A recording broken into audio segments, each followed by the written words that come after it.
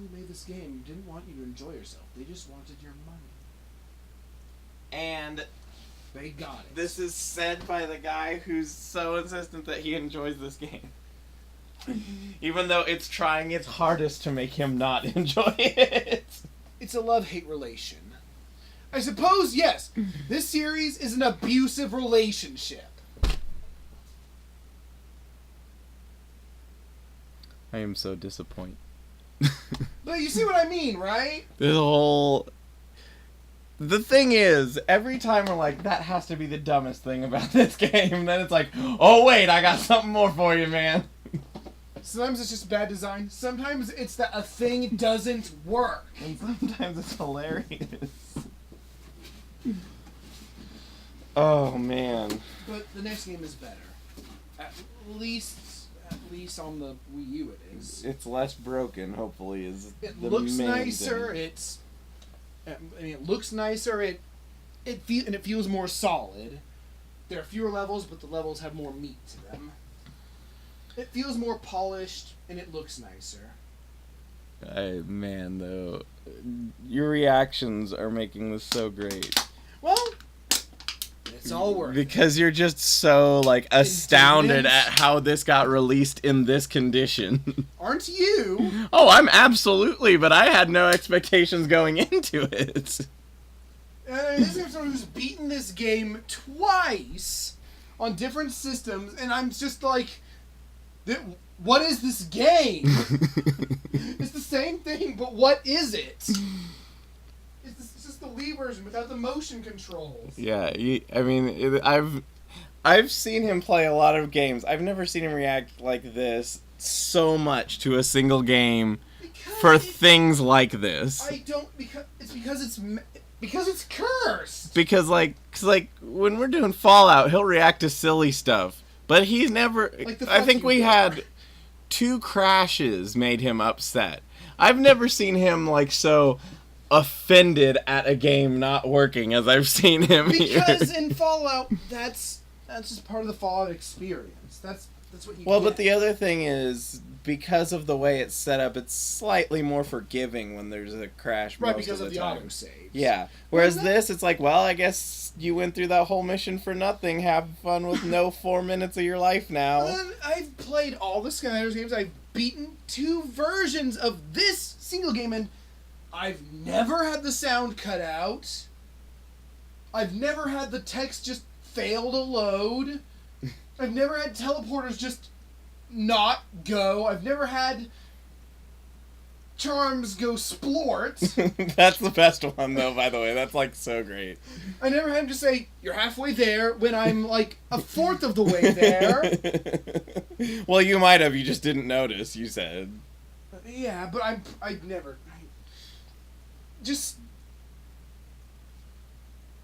It's I beat this game twice, and without seeing any of this.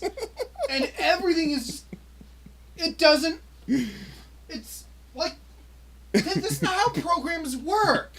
You program a game, and it follows that programming. It doesn't just decide, I'm going to do something different. Was this the first one released of the 3? Of the 6?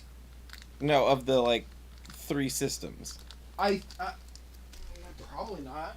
Because the reason I say that is because if in the other ones you're supposed to pick up an item, maybe they saw there were issues with it and tried to clear them up by doing things like creating items to pick up to create a trigger. Oh, and the tribal mask not appearing? That doesn't happen. They've had bugs occasionally here and there, but it was always just a one-off minor thing like, oh, oops, it's a video game. This is it's magical. I'm also kind of amazed by how many times you can clip through stuff without being able to jump. Oh, yeah, the physics are kind of bad for how little there is. Yeah, that's what I mean. I could understand if, you could jump at any time, you can clip... Because usually what happens when you have a clip-through in polygons from things I've seen is you're jumping, and the vertical motion pushes you down through a spot where, because of the slope, you phase through it. Whereas, if you're just on a flat plane, the fact that you can clip through it at all basically means no one checked the clipping in that area at all the whole time they were playing, because there's only one thing you can enter that from, is the... Also, being on PS3, we have game patches at this point, right? Yeah, and that's hooked to the internet, so if there was a patch, it should have updated it. Oh, I don't remember games being patched on the Wii either, really. Yeah, the whole system has to update whenever it has patches for games. If you own that game, it will update the system. But the game isn't...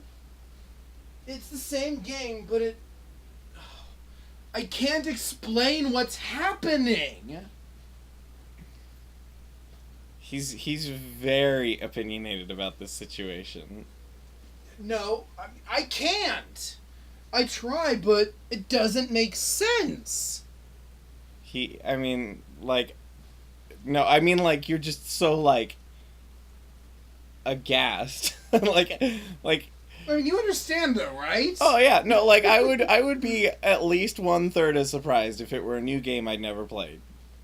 But the fact that you're like, I've already experienced all of this 2 times! And none of this has ever happened, and then it all happens at once. Right, I'm glad it's all recorded, at least. That makes it a lot better. I'm glad you can react like this to my reaction. This isn't even rage. It's confusion. Yes, I am confused. I'm glad we switched to the PS3 just so I could have this experience. I will say that the PS3 version is the worst. But again, I think that's so hilarious because he was talking about this for months, and he said, I really think we should do the Skylanders. I think they'd be fun games, and I think you'd enjoy them.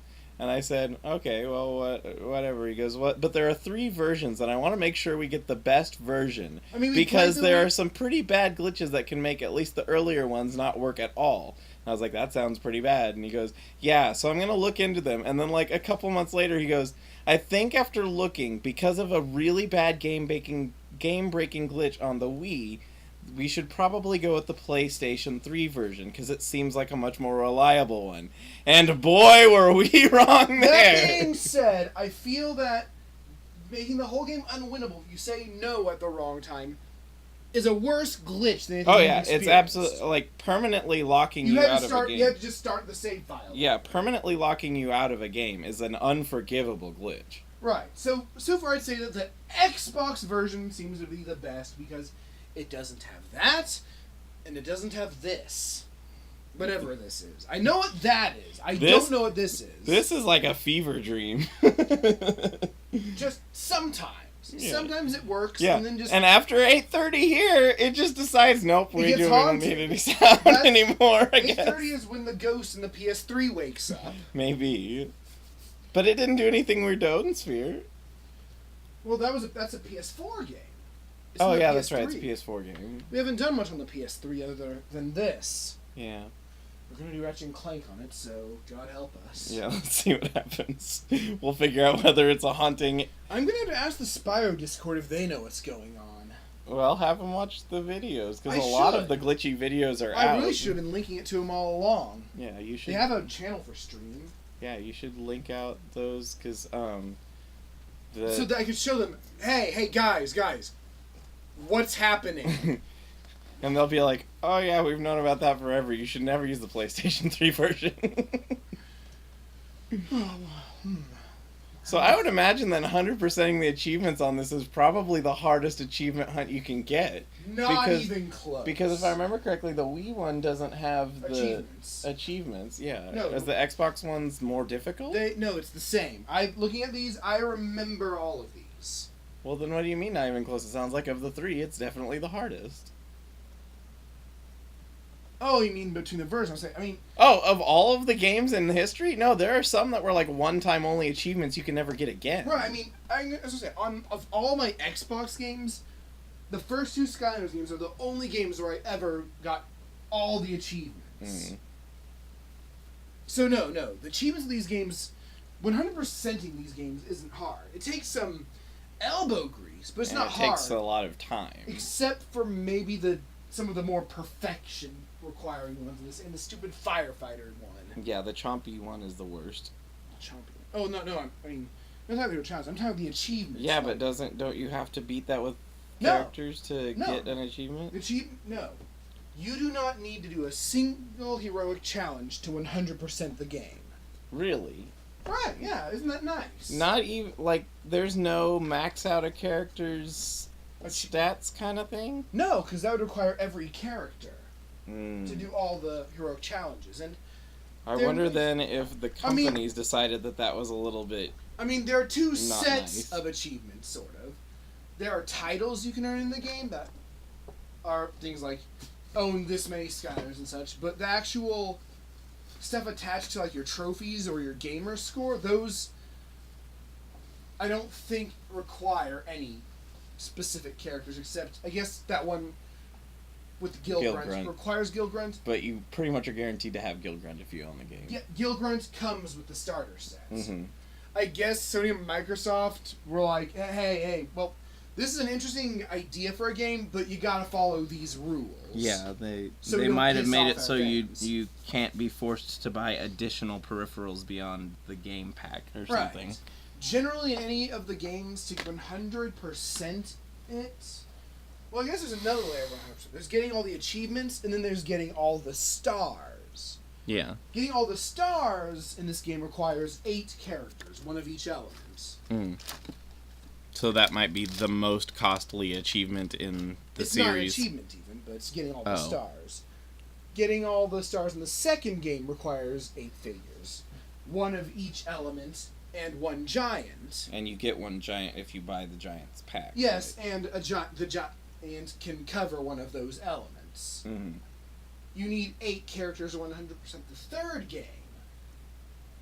You basically just need one of each element for each of the games. Yes, but you need one of each. The swappables have like a subtype, like speed or spinning or such. You need one of each of the 8 subtypes. But they can also be one of the elements, obviously. They have to be. Yes, so you do need to get 8 new figures, 100% that. You need 10 figures, 100% the 4th game. So, are the Swap Force things usable in any other game? A character is usable in every game that comes out after them. Oh. They just aren't as mandatory as they were in that one. Correct. I see. Like, the swappables can be played in the 3rd, 4th, 5th, or 6th games. The only exception is that vehicles can only be used in the 5th game. Well, they're separate. Oh, and the traps that can contain villains are only usable in the 4th. The traps that contain the villains, yeah, that are villains. That's why I was like, what? Yeah, you can get these little cheaper $6 figures. Yeah, that'll hold the villain in place. Yeah, they're only like usable in that game though, which pissed off a lot of fans. But trap team or whatever it's called. Yeah, the villains were poorly implemented anyway because they're invincible while you're playing as them. But instead, they have a timer for how long you play. Getting hit decreases the timer. And then you can switch back to them once it fills back up. They're basically massively overpowered. They're invincible what? Instead of having the villains, basically, there's a trigger that switches between your hero and the villain that's inserted in the portal. Because the portal has an extra slot for the crystal thing. And the villains, instead of a health bar, they have just a timer that slowly ticks down, and it ticks, and time goes down faster if you take damage. Mm. But then when the time runs out, you don't lose anything. You just switch back to the hero until and then the villain bar starts filling back up. Then you can switch back to the villain. Why do you switch to the villain? Well, because they're basically invincible, and also some. But what are you? Oh, like you're controlling the villain in the same level? Yeah. You can capture villains and play as them. Oh, any enemy. I was thinking like the bosses, and I was like, you're in a fight, and then you switch to the boss while you're. I was like, that doesn't make any sense to me as a concept. Not any enemy. Just every level has a few certain special enemies. I see. Okay. But yeah, it makes the villains completely overpowered because you don't ever really have to worry about dying. Okay, that made more sense to me though than what I was visualizing. I was like, I don't understand what the point of this is. You're fighting a boss, and then you're like, I'm going to play as the boss for a while and fight my hero. Yeah. I was like, this doesn't sound like it makes any sense to me as a game concept. it would have been interesting. I'm not sure how they would do it in a way that makes sense. Yeah, and before that, when you said the traps that contain the villains, I was thinking it was a trap that contains and holds them in place to keep. Yeah, no, it stores that character. Yeah, I was exceptionally confused by your description. But yeah, basically the games are. I'd say the fourth game is where they're most blatant, money hungry, because there are elemental zones in every game. Mm-hmm. I mean, that's fine. They set a precedent for it. Yeah, but it had a lot of them that... No, the thing is, they're Traptanium elemental zones, so only one of the gimmick characters from that game can open elemental zones in the fourth game. You need a character from the fourth game to open an elemental zone. Oh, anyone else's elements don't matter? Yeah. And only half of the characters from the fourth game can do it. The Trap Masters. The regular core Skylanders, like the ones you're using here, the ones without a gimmick, they can't open them either. So there's really no reason to get them unless you think they're awesome, and a few of them might do. They also add 2 new elements, Light and Darkness. Is that the one that I watched you play before? It was the one with the weird tower defense-y thing. Yeah, but is it the one that had like the elevators and the big thing you had to climb all the way up? That was really annoying. Yeah, that was the one. Okay, then I'm somewhat familiar with that one. And it also had the laziest special gimmick of the Trap Masters gimmick is they have these crystal Traptanium weapons. Basically, they're figures that hold transparent weapons. Mm. And that's where you were saying it's too bad they didn't come up with Dark earlier, because Cinder seems like a Dark type more than an Undead type. I don't think Cinder really seems like any type. And I remember you saying something about someone should have been a Light type that was in an earlier game. Flashwing, maybe? I don't know. I just know that you'd said something about it. They had some really weird characters. Like, they have this mummy who's an Earth type, and then in a later game, he becomes a water element. And I'm like, dude, he's a mummy. Why isn't he undead? Because he's a water type. He's a mummy. Because, yeah, apparently in his backstory, he was, like, drowned. He was, like, sent to a watery grave. And I'm like, well, that's not very good for being mummified if you're underwater. It's also not very good for being a water type if you couldn't escape the water. Well, that's why he's a water type, because he drowned. But then why was he an Earth type before? None of the villain types make any sense. Because Poseidon was the god of earthquakes and the ocean. Like, you have this one villain that's like this little dog-ish thing that's like made of rock, and he has like little plants growing on him, and he's a water element. And I'm like, dude, just stop. Stop! You have so many opinions. And the jetpack guy is ice element, even though he's just the jet. He's the jetpack guy. He's like the jet, like the Rareware jetpack. No. Go. I should go. You go. And Bowser and Donkey Kong's vehicles don't match their element? I'm guessing Donkey Kong is Earth type and Bowser's Fire type. No, Donkey Kong is Life type and Bowser's Fire. Fire. Makes sense. That makes sense. Donkey Kong has a Tech type vehicle and Bowser has an Air type vehicle, which makes sense because it's the Clown Cruiser. Yeah. Which I think is a nice homage, giving him like... Although it could have also been Tech type. Absolutely, because, well, any of the vehicles could have been Tech type. But with that said, thank you guys for watching. Have a good day, night, afternoon, morning, whatever is where you are. I hope to see you again real soon. I have a lot to say about the series. Yes, you do have a lot to say about the series. Hope to see you again real soon. And take care.